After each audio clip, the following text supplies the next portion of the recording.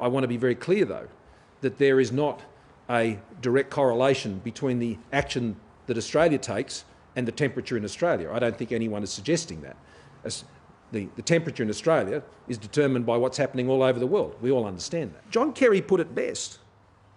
He put it best when he said, if China went to zero tomorrow with the United States, we would still have a problem. So every country has to come to the table. This is the single biggest multilateral global negotiation the world has ever needed. I agree with that.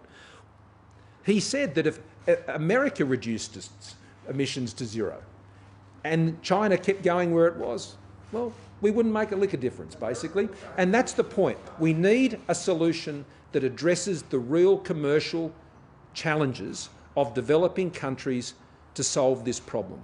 So it's not about punishment. It's not about politics. It's about technology, and technology that works in countries that need it to transform their economies, provide jobs and livelihoods for people to ensure that they can prosper, as we have in advanced countries like ours. I recognise that equity issue. I think it's a very real issue. But the thing that solves it is not political commitments, it's real technology that works on the ground. That when we get to Glasgow at the end of this year, that the dispensation that's been given to China should end. What I'm saying is that focusing on political solutions won't solve this problem. Focusing on technology solutions will. And technology needs to work and be competitive with the fossil fuels alternatives in developing countries. That must be our goal.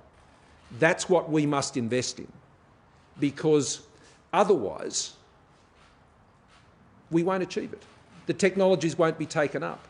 Commitments will be made and commitments won't be met. We've seen that before, not from Australia, I hasten to add.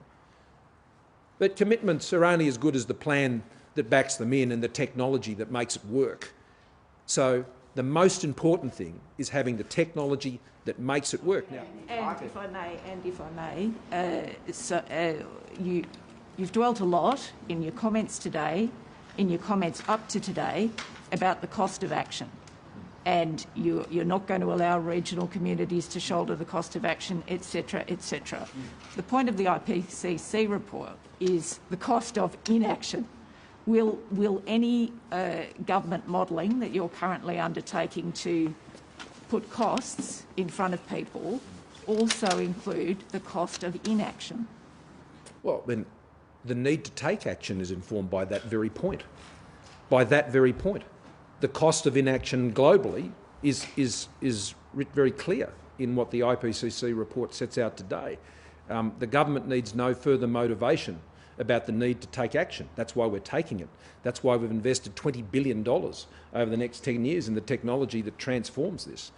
So it's quite clear that my government understands the need to take action because of the broader cost.